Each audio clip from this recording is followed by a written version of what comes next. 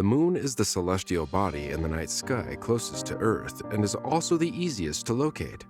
It shines but does not produce any light on its own.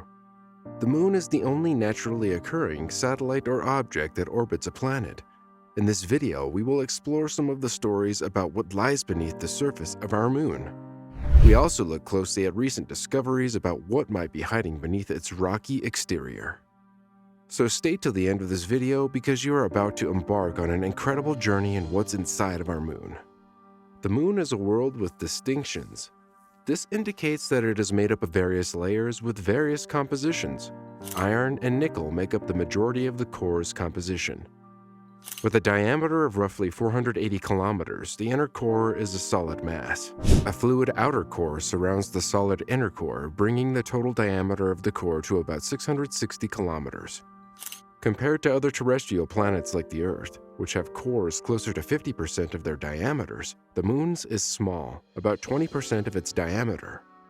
Please give this video a thumbs up and subscribe to this channel for more stuff before we continue. To sign up for new video alerts, click the bell icon. Have you already implemented it? Let us move on. How did the moon form? According to Sarah, there used to be many theories about how the moon was created, and one of the Apollo program's goals was to figure out how we got to have our moon. According to research, there were 3 theories about how the moon formed before the Apollo missions. The first is the capture theory, which states that the moon was once a roving body similar to an asteroid that formed elsewhere in the solar system and was drawn in by Earth's gravity as it passed. On the other hand, the accretion theory postulated that the moon formed simultaneously with the Earth. The fission scenario concluded that Earth had been spinning so quickly that some material had finally broken away and started to orbit the planet. The giant impact theory is currently the one that is most widely accepted. According to this theory, the moon was created when the Earth collided with a minor planet that was roughly Mars's size. The moon was created when the impact's leftover debris gathered in orbit around Earth. Over a third of a ton of rock and soil from the moon was brought back by the Apollo missions. Sarah explains that when the Apollo rocks were analyzed, they revealed striking chemical and isotopic similarities between the Earth and the moon that point to a shared past. We would expect the moon's composition to be very different from that of the Earth if it had been formed elsewhere and captured by the gravity of the Earth. The type and distribution of the minerals on the moon would be the same as those on Earth if the moon were formed at the same time as the Earth or detached from it. However, there is a slight difference. Compared to comparable rocks on Earth, the minerals on the moon have lower water content. The material that forms quickly at a high temperature is abundant on the moon. There was much discussion in the 1970s and 1980s, resulting in almost universally accepting the giant impact model.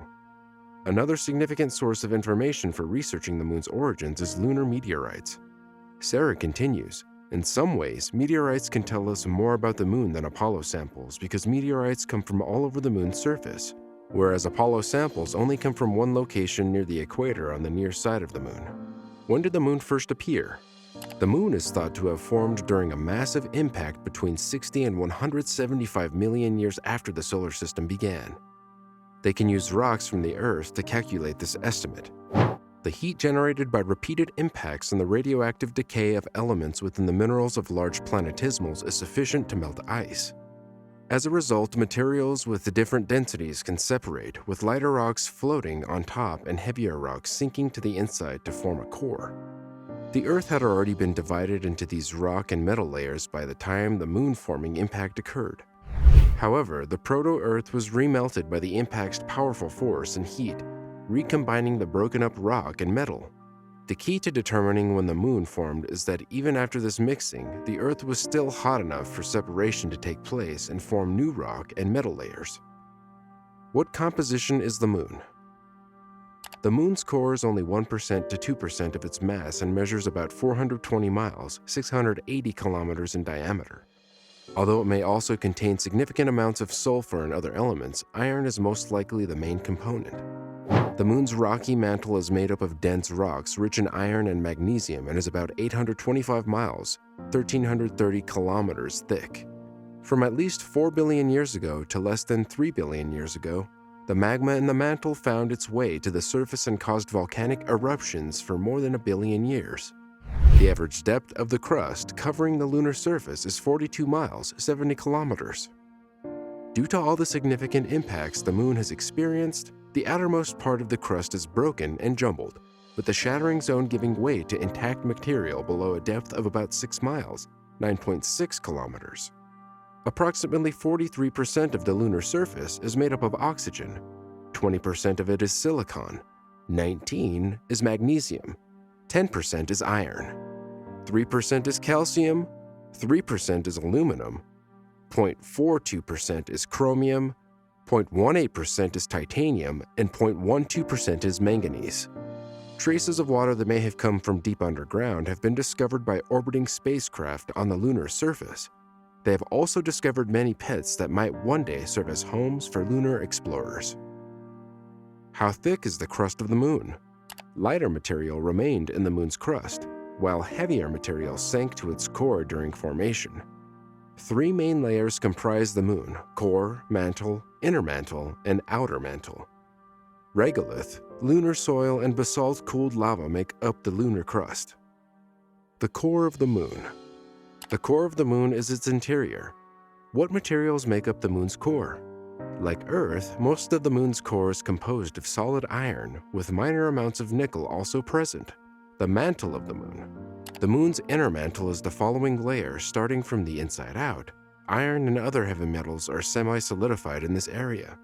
The outer mantle, made of big rock, comes next. The crust of the moon. The crust advances toward the surface of the moon. The lightest material on the moon can be found in its crust. The moon's crust contains minerals like calcium, silicon, iron, and oxygen. The crust of the moon contains 2 different kinds of rock. Basalt, cooled lava, is visible on the moon's surface as dark-colored rock pools or spots. Regolith is lunar soil. The moon's outermost layer comprises regolith or lunar soil. It resembles moon dust. It was produced as a result of the moon's hard rock being crushed into minuscule pieces by the sun's glaring rays and numerous impacts from asteroids and meteorites. Regolith, the moon's dust, is soft and easily compressed to take the shapes of any object that impacts the surface. Just like the dust on Earth, when celestial bodies strike the moon, these impacts are visible as impact craters or exquisitely preserved astronaut footprints. The lunar crust extends into the moon for up to 30 miles, but the lunar soil layer can be up to 65 feet deep. Our moon is an incredible natural satellite that has captivated us for centuries. Despite being the closest celestial body to Earth, it remains somewhat mysterious and reveals new secrets with each lunar mission. From its core structure, predominantly iron, to the traces of water ice on its poles, our moon is a fascinating place that intrigues scientists and astronauts alike. With all these things in mind, one thing is sure: the more we explore our own moon's inner workings, the closer we come to unlocking some of its most enduring mysteries. The video for today is over. If you liked the video, please subscribe to the channel and give it a thumbs up. Remember to click the bell icon to get alerts when new videos are posted. Until then, goodbye. I will see you in the next video.